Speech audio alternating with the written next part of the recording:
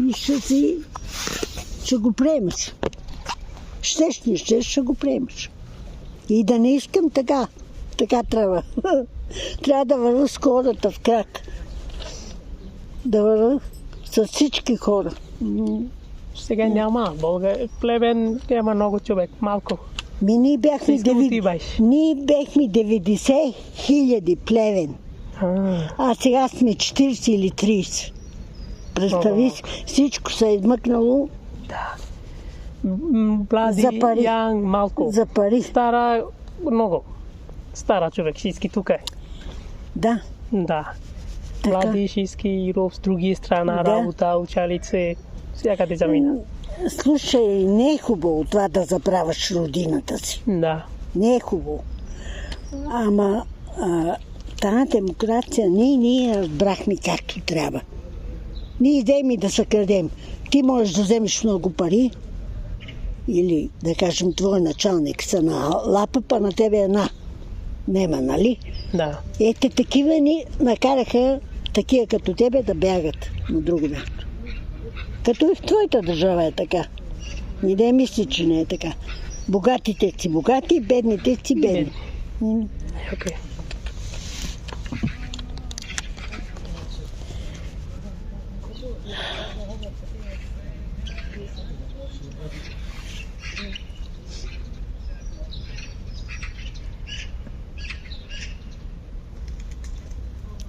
Като съм сама и като се сета за такива работи, деца карат и спълнат джобовите с пари, а пък да нас нема, маят. Па после викам, чакай, ти си на толкова години.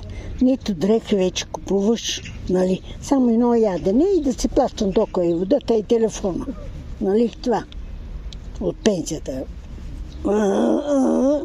Лишам амато, за да има за лекарства и за тия другите да платят толкова телефона, телевизора, че без телевизор не мога. Просто не мога. Сега от 2 часа, като почна до 9:30, си го дзяпам. Най-различни филми от най-различни държави, все на една такова съм, не места да кажеш, една след друга. Свърши този филм, почва друг и така. Ама то не може. Децата ми купиха книжки, отцветявам. Не рисувам, само ги отцветявам. По мой вкус, синьо, зелено, нали там код ти хареса. Разбираш ме код. Чета, очите почна вече да не щат много четане. А аз съм оперирана от тумор в главата и не мога да пазя равновесие и затова нося това. Че краката почна да се обаждат, ама не мога. Като пияна. Нали си виждал пиян човек? Как? Така съм аз. Аз не го усещам. И тъй, че неща, нося ги. Тежка операция за 24 часа 2 пъти я отварят. Че не са си свършили работата.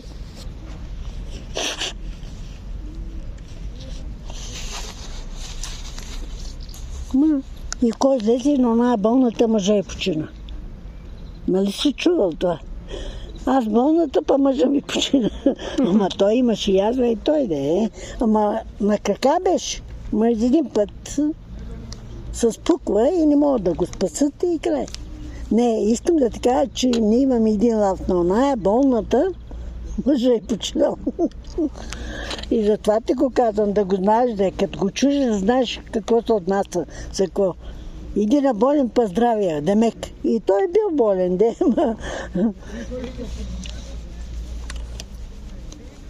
И такива работи.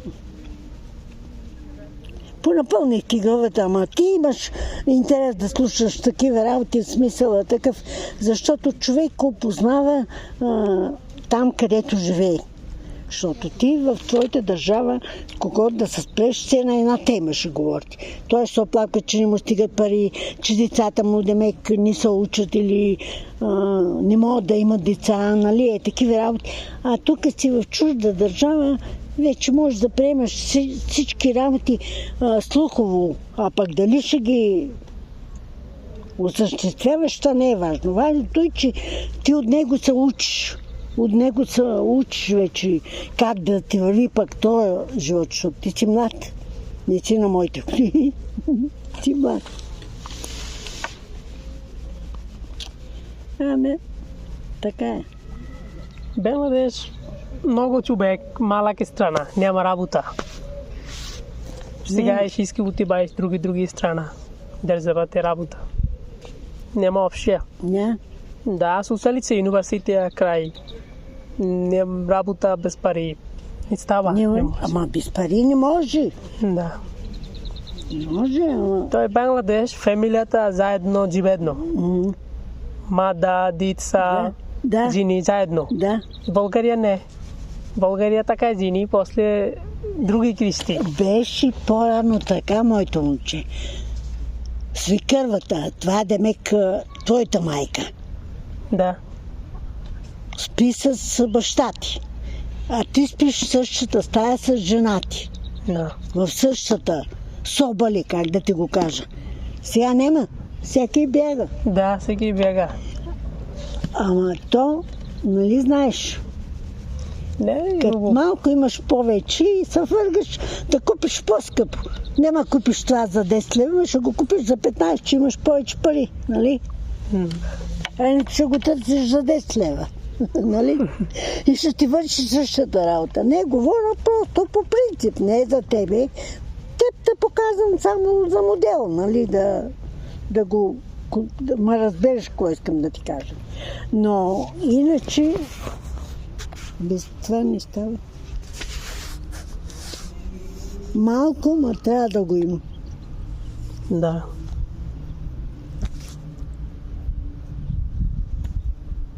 Нали така, в една стая ти с жена си и майките и баща ти. Каша правите, бебетата, то ти ваша работа. Ама ги има. Някой път се случва майката с снахата да ражда заедно. Да. Нали ме разбираш? Да, разбира. Ама тогава нямаше такъв срам. А сега е срамно. Как така? Свикървата. Майка ми ще ражда с жена ми. Нали? Да сме така едно бидно едно такова. Но порано беше така.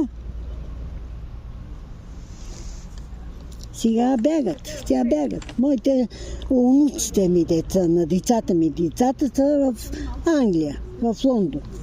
Двете, едната е във Варна, другата, той има 3 дъщери. И тая е тук в Плевен. Другите, едната в Лондон, другата във Варна, а тая в Плевен. Дъщеря ми е в Бургас, сина ми е тук, той счетоводител, води сметки на фирми. Е тук, ама вчера дошъл на 2 седмици, я дошъл, вика, бедни телефона да питаш. Ама и той заед. Оправя документи на хората, трябва да му мозъка там. Защото като сгреши, она ще го напусне. После той откъде да взима пари да си гледа неговото семейство. Нали? Ма разбираш какво ти казвам? Да. Както ти работиш, нали, на твоя шеф там, така и той. Като не ги обслужва хубаво, айде. Не е като на магазин, нема отива в този магазин, ще отива в другия. И там ще дам пари. И може да е по-скъпо, ама съм ядосан на този маяч, на този човек и няма да влеза в неговия. Нали? Никой не те дава без пари вече. Никой. Ние имаме един лав български. Вече и татко, баща ти, не дава на мама без пари вече, нали? Но разбираш кой искам да ти кажа. Че вече стана така, че и мъжа не дава на жената, на жена си, че му е родила там деца и му гледа къщата. Това си е лав, да е такъв. Той при вас има такива смешни работи, не? Ма аз искам да ти кажа, че остана така без тая работа, не става. Не става. това се счупи от вятъра. И викам на сина да го удържи, да го махне. Той не ще да го отрежи, иска, ама дали ще могат пак да му сложат, не знам. Него. Апартамента е на децата му, мен не ме интересува. Аз си плащам само сметките. Тока, водата и на входа, нали? Де трябва на входа да плащам, че ние сме с чипове. Трябва да ми звъниш отдолу, да ти отворя, да влезеш в асансьора и аз да те дигна, че е с чип. Нали знаеш кой е чип? Да. И тъй, че когато го направи. Като го направи, не ми е хубаво, но съм свикнала вече. Вятъра е бил силен и го такова и платното изгоряло и се скъсало. Тогава е било модерно. Сега не е вече.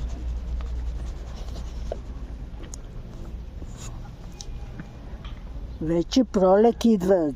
Това ме радва, че се зеленее и цветят, цветат. Ти знаеш ли, има едни малки ситни цветлета, тук не ги виждат.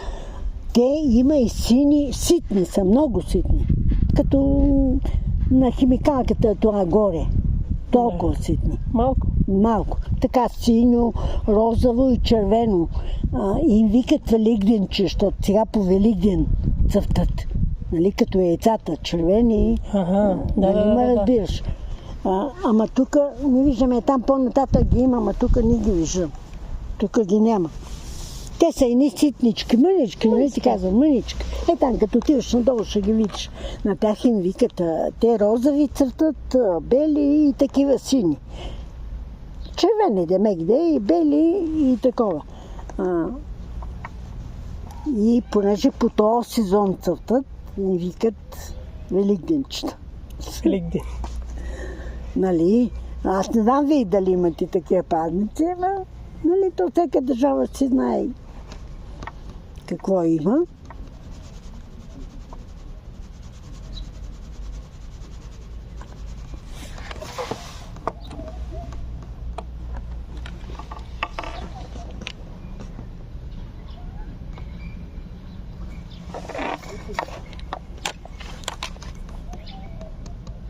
Сега през поляната нататък има 3 стъпала. И аз имам път и мога отдолу да влеза, че нямам стъпала. А тук 4-5 стъпала трябва да изкача. И тук има коридор до асансьора. От тук до асансьора има. Ама аз не мога да се качвам по стъпалата. Браво. И затова минавам през поляната. Видяма тук, че минах през поляната. Паза се. Тук ми е най-лесно. Тия 10 стъпла е тук. Че ми апартамента веднага. Входа ми за... Аз тук паднах един път. И повече не. И то добре, че едни момчета тук има църква. Беше такъв ден, те излязаха и ме фанаха под нишата, той път на ча долу по стъпалата се плъзна и ми помогнаха да стана. И казах не, стъпала повече не. Аз си едно стъпал. И където върва и където трябва да слеза от пътеката, нали? И булдура е по-висок, не смея, че ми се закачва тук петата и мога да падна. И гледам къде е по-ниско. Къде е по-ниско, къде е тук, например, по-ниско, да мога да стъпа на здраво. Да. Но то нищо не може. На малко дете викаш, че не да изкача. Върви тук, нали, на малко дете. Аз съм голяма. Така. Ти готви ли? Да взима магазина. Да, и нанизам чантите тук и ги нося. По-рано носих една тук, ама тегли много надолу. Къде е магазин? Тук е долу? Тук не обичам, че се застоява тук. Тук долу хода и етаме. Тук където отиш и там, дето е спирката. Ама там пресичам 2 шосета и ми е трудно. И гледам то, къде да отия, някой вика, бе, там е по-ефтино. Ма аз като съм била здрава, можеш да хода за по-ефтино. И се изкачах чак горе, на булеварда, дето сина ми има офис там, дето завива тролея за дружба. Там един блок, там му е офиса, дето работи. Дружба. За дружба, дето изкачва тролея нагоре. И нали той върви така и тук отдолу има един голям блок и там в този блок му е офиса. Има работници там, колко са не ги знам. Ходих до там и там, но ние магазини ходих на този до кайлъка, до обръщателна. Но сега не мога. Не мога. Аз ще ида.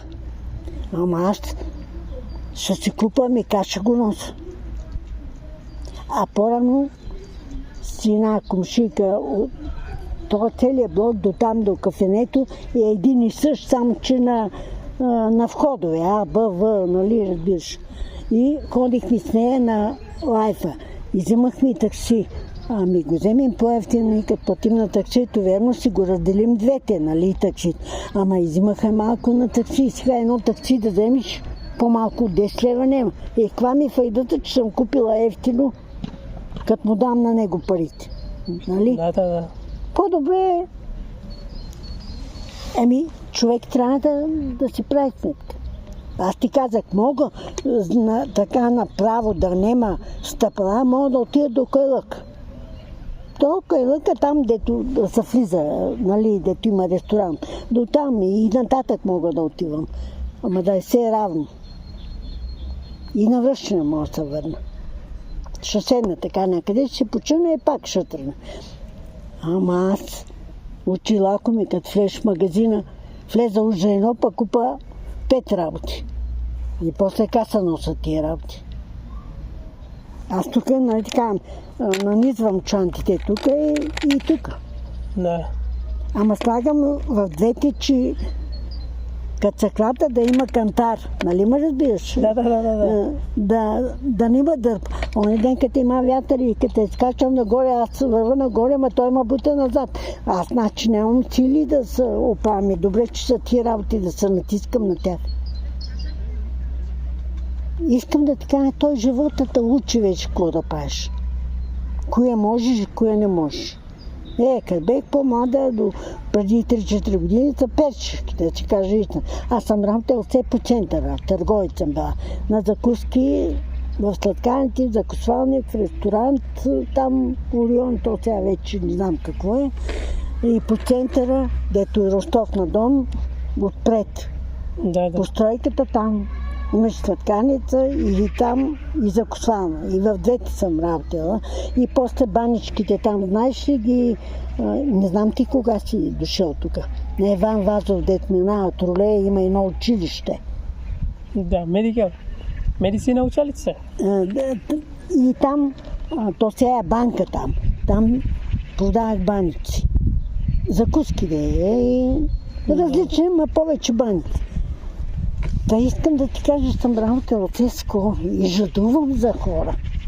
Просто аз някой път сега се заприказах с тебе и се поотпуснах така малко. Но аз само да ги виждам се задоволявам. Защото аз съм работила с хора. Нали, докато ги обслужиш им дадеш, ти разговаряш с тях. Той те казал кой искаш и ти го обслужиш, му казваш колко струва и той те дава, ти му връщаш и така. А сега няма тия работи.